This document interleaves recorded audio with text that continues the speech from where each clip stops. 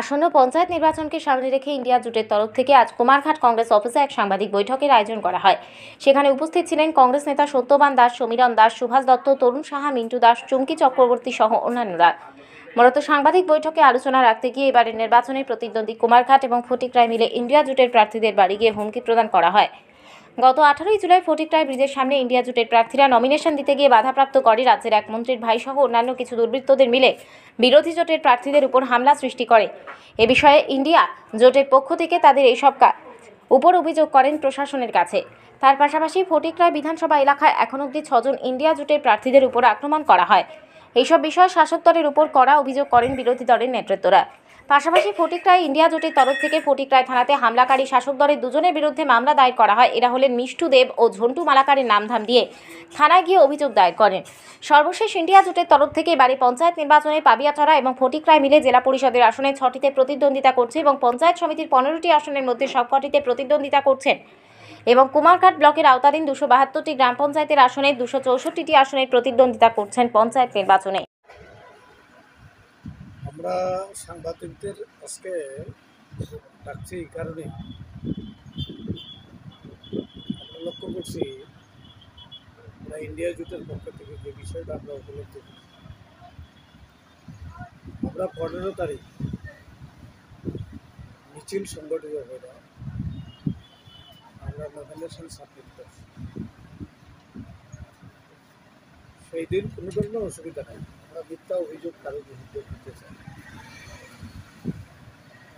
কিন্তু 18 তারিখ আমাদের ইন্ডিয়া জোটের যে সমস্ত ক্যান্ডিডেটের নমিনেশনটা আমরা 15 তারিখ দিতে পারি নাই, আমরা 18 তারিখ নমিনেশনটা দেবো আমরা ঠিক করছি। যথারীতি আমাদের কুমারঘাট ব্লক এলাকার বিভিন্ন গ্রাম পঞ্চায়েত থেকে যারা বাকি ছিল তাদের নমিনেশন পেপার সহ কাগজপত্র নিয়ে তারা কেউ গাড়িতে কেউ অটো করিয়া ব্লকের উদ্দেশ্যে তারা রওনা দিচ্ছে। ফটিকরায় ব্রিজটা পারানোর পর দেখা গেল আমাদের রাজ্যের মন্ত্রী ওনার ভাই ওনার নেতৃত্বে 15-20 জন যারা সমাজদ্রোহী, বিশেষ করে যারা সেই দিন কাগজপত্রটা কারিয়ে নেওয়া হয়েছে, যাদেরকে আক্রান্ত করা হয়েছে তাদের কাছ থেকেই আমরা নামগুলি জানছি। গোবিন্দ দেবনাথ, অকাশ কর, বিকাশ দত্ত, হিমাংশু দাস মানে মামা দাস সহ অনেকেই তারা আমাদের যারা ইন্ডিয়া জোটের ক্যান্ডিডেট তাদের কাগজপত্র খারিয়ে রাখতে যাতে নমিনেশনটা দিতে পারে না। এটা হলো এক। 2 নম্বর, সাধারণ মানুষ, সাধারণ জনগণ যারা কুমারঘাটে আইতেছেন বা কুমারঘাটে যাইতেছেন তাদেরকে পর্যন্ত হ্যারাসমেন্ট করা হয়েছে, তাদের কাগজপত্র পর্যন্ত মানে চেক আপ করা হয়েছে, তাদের ব্যাগটা চেক আপ করা হয়েছে, তাদেরকে নামাইয়া হ্যারাসমেন্ট করা হয়েছে। পাশাপাশি আমরা লক্ষ্য করলাম সেখানে কাগজপত্র শুধু নেওয়া হয়েছে এমন না, কংগ্রেসের কর্মী কানু সরকার যার বাড়ি ইন্দিরা কলোনি তারে মারপিট করা হয়েছে। এবং আমরা সর্বশেষ এই খবরটা জানার পরে এসপি সাহেবের কাছে আমরা টেলিফোন করি, আমরা এসডিপিওকে জানাই, ওসিকে জানাই, আমরা রিটার্নিং অফিসারকে জানাই। জানানোর পর ওনারা ভূমিকা নিচ্ছেন না, এই কথা কইতাম না, সঙ্গে সঙ্গে ওনারা মোটামুটি ভূমিকা নিচ্ছেন এবং কাগজপত্রগুলি কিছু কিছু উদ্ধার করে আসছেন।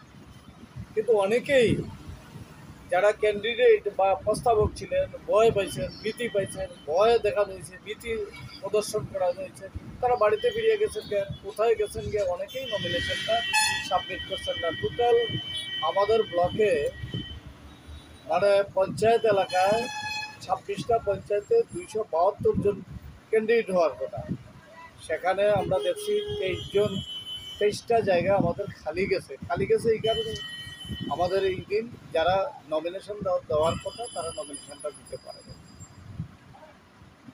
পাশাপাশি আমরা যে বিষয়টা লক্ষ্য করতে 18 তারিখ রাত্র থেকে আমাদের যারা ইন্ডিয়া জোটের ক্যান্ডিডেট তাদের বাড়ি বাড়ি যাওয়া হইতেছে, বল প্রয়োগ করা হইতেছে, প্রেশার দেওয়া হইতেছে, তোমার নমিনেশন প্রত্যাহার করো। কোথাও কোথাও লোক দেখানো হইতেছে, টাকা পয়সা দিয়ে লোক দেখানো হইতেছে। যাই হোক, তারাও সাহসী ভূমিকা নিয়ে প্রতিবাদ করতেছে। আমরা পুলিশকে জানাইছি, আমরা রিটার্নিং অফিসারকে বিষয়টা জানাইছি ইন্ডিয়া জোটের পক্ষ থেকে। আমরা আপনাদের মাধ্যমে আমরা সমস্ত প্রশাসন এবং সমস্ত জনগণের কাছে আমরা এই কথাটাই বলবো, এই যে পঞ্চায়েত নির্বাচন, এই পঞ্চায়েত নির্বাচন অবাধ এবং সুস্থ, জনগণ যাতে ভোটটা প্রয়োগ করতে পারে সুস্থভাবে। আমরা যারা রাজনৈতিক দল যাতে সুস্থভাবে আমরা নির্বাচনী লড়াই করতে পারি, মিছিল মিটিং করতে পারি, প্রচার করতে পারি, কোথাও যেন কোনো ধরনের বাধা বিপত্তি না আসে, তার জন্য রিটার্নিং অফিসার, পুলিশ আধিকারিক বা পুলিশ প্রশাসন সদর্থক ভূমিকা প্রতিপালন করতে হবে এবং জনগণ যাতে নির্বিঘ্নে তার নিজের ভোট নিজের প্রয়োগ করতে পারে, তার জায়গাকে খুশি তাকে ভোট দিতে পারে, তার ব্যবস্থা করতে হবে। আমাদের বিশ্বাস এই সরকার পক্ষে ভয় পাইতেছে এই কারণেই, বিগত 5 বছর তারা পঞ্চায়েত এলাকায় কোনো কাজ করছে না। দুর্নীতি আকাশ ছোঁয়া। যদি কাজ করতো তারা এই ভয় পাওয়ার কথা ছিল না। কাজ করছে না দেখে তারা ভয় পাইতেছে, জয় সম্পর্কে তারা ভয় পাইতেছে, পরাজয় নিশ্চিত। যার কারণে ইন্ডিয়া জোট তারা রাত্রেও স্বপ্ন থেকে ভয় পায় যে এরা যেভাবে রুখিয়ে দাঁড়াইতেছে আগামী দিনে জনগণের অধিকারকে সুরক্ষিত করার জন্য, তারা সফল হবে। আমাদের বিশ্বাস আমরা সফল হব।